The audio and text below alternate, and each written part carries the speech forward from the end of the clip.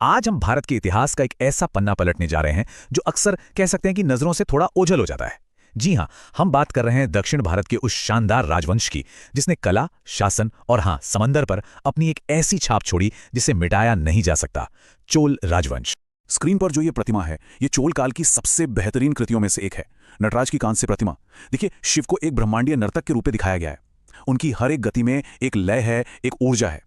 ये सिर्फ धातु की एक मूर्ति नहीं है, ये तो एक पूरे ब्रह्मांड की कहानी है जिसे लॉस्ट वैक्स तकनीक से बड़ी बारीकी से बनाया गया है।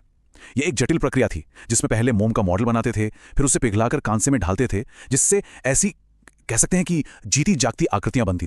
लेकिन क्या हो अगर ये सिर्फ एक कलाकृति ना हो, अगर इसके भीतर एक बहुत बड़ी, एक महाकाव्य जैसी कहानी छिपी हो, एक ऐसे साम्राज्य की कहानी जिसने दुनिया को देखने का नजरिया ही बदल दिया।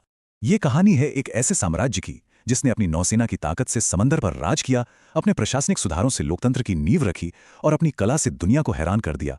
फिर भी वे अक्सर इतिहास के पन्नों में कहीं खो जाते हैं, उत्तर के बड़े बड़े साम्राज्यों की छाया में। तो चलिए आज इसी सवाल का जवाब ढूंढते हैं, आखिर ये चोल थे कौन? तो ठीक है, चलिए इस पहेली को सुलझाते हैं। देखिए, किसी भी महान साम्राज्य की तरह चोलों की ताकत सिर्फ उनकी तलवारों में नहीं थी। नहीं, उनकी असली ताकत तो उनकी एक अनोखी सामाजिक और आर्थिक नींव में छिपी थी। एक ऐसी नींव जिसने उन्हें सदियों तक समृद्ध रखा। और इस मजबूत नींव का केंद्र था मंदिर। अब देखिए, चोल काल में मंदिर सिर्फ पूजा करने की जगह नहीं थे, वो तो समुदाय के धड़कते हुए दिल थे। एक ऐसी संस्था जिसकी नसें समाज के हर पहलू में फैली हुई थीं, जीवन के हर एक हिस्से को छूती थीं। मंदिरों की भूमिकाएं आज के संस्थानों की तरह ही थीं, बल्कि उससे भी ज्यादा। वे सबसे बड़े जमींदार थे जो कृषि अर्थव्यवस्था को चलाते थे। वो एक सेंट्रल बैंक की तरह काम करते थे, किसानों और व्यापारियों को कर्ज देते थे। अरे वो तो हजारों लोगों को रोजगार भी देते थे, पुजारियों से लेकर कारीगरों, संगीतकारों और नर्तकों तक। और हाँ, वो कला के संरक्षक तो थे ही, साथ में व्यापार के लिए एक गुलजार बाजार भी थे।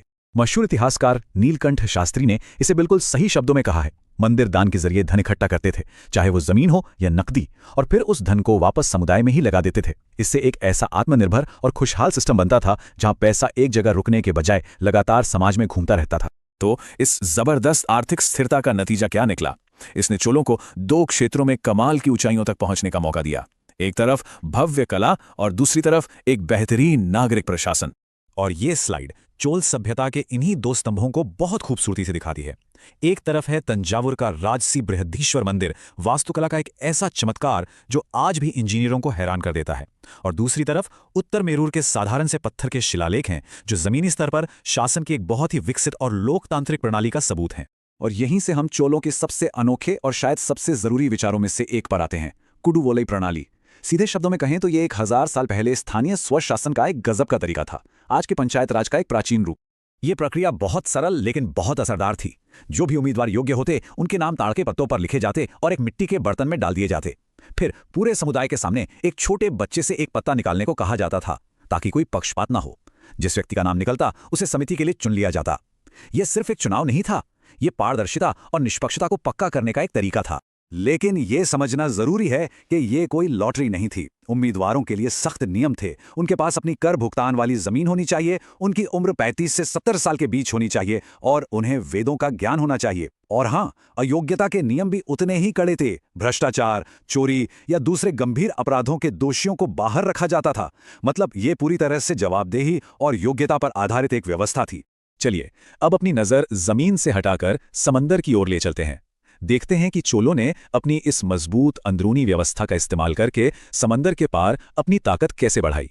वो सिर्फ जमीन के शासक नहीं थे, वो तो महासागर के स्वामी थे। जरा इस नक्शे को देखिए, ये उनके प्रभाव की विशालता को दिखाता है। महान राजा राजेंद्र प्रथम के समय में चोल साम्राज्य सिर्फ दक्षिण भारत तक ही सीमित नहीं था। उनका नियंत्रण बंगाल की खाड़ी तक फैला था, जिसे वो मजाक में चोल झील कहते थे। और इसमें श्रीलंका, मालदीव्स और यहां तक कि इंडोनेशिया और मलेशिया के भी कुछ हिस्से शामिल थे। और ये सब अचानक नहीं हुआ, ये तो रणनीतिक जीतों की एक पूरी श्रृंखला थी। राजा प्रथम ने श्रीलंका और मालदीव्स पर कब्जा करके शुरुआत की, लेकिन असली गेम चेंजर तो 1025 में आया, जब उनके बेटे राजेंद्र प्रथम ने शक्तिशाली श्रीविजय साम्राज्य के खिलाफ एक बहुत बड़ा नौसैनिक अभियान शुरू किया। ये इसलिए जरूरी था क्योंकि श्रीविजय साम्राज्य उस समय चीन और पश्चिम के बीच के अहम व्यापार मार्गों को नियंत्रित करता था।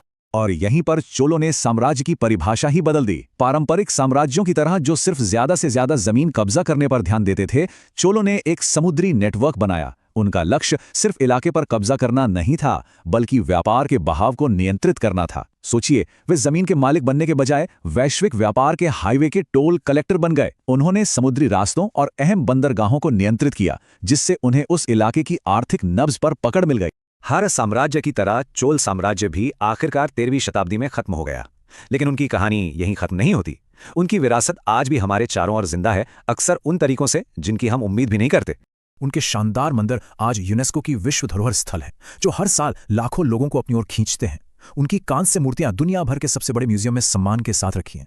स्थानीय स्वशासन का उनका मॉडल आज भी भारत की पंचायती राज प्रणाली को प्रेरित करता है, और उनका सांस्कृतिक प्रभाव पूरे दक्षिण पूर्व एशिया में थाईलैंड के मंदिरों से लेकर इंडोनेशियाई भाषा तक में देखा जा सकता है। और यह हमें वापस वहीं ले आता है जहां से हमने शुरू किया था, नटराज की प्रतिमा पर। लेकिन ये कोई साधारण प्रतिमा नहीं है। ये जिनेवा में सर्न यानी यूरोपीय परमाणु अनुसंधान संगठन के बाहर खड़ी है, जहां दुनिया के सबसे बड़े वैज्ञानिक ब्रह्मांड के रहस्यों को सुलझाने की कोशिश कर रहे हैं। ये भारत सरकार की तरफ से एक तोहफा था, जो शिव के ब्रह्मांडीय नृत्य यानी सृष्टि और विनाश के अंतहीन चक्र और आधुनिक भौतिकी के कणों के नृत्य के बीच एक सुंदर रूपक के तौर पर दिया गया। ये चोल दर्शन की स्थायी शक्ति का एक बेहतरीन प्रतीक है, जो कला को विज्ञान से जोड़ता है। तो आखिर में यह हमें एक सोच के साथ छोड़ जाता है। एक ऐसी दुनिया में जो अक्सर केंद्रीकृत शक्ति, सीमा विवादों और व्यापार युद्धों से जूझती है, चोल एक अलग मॉडल पेश करते हैं।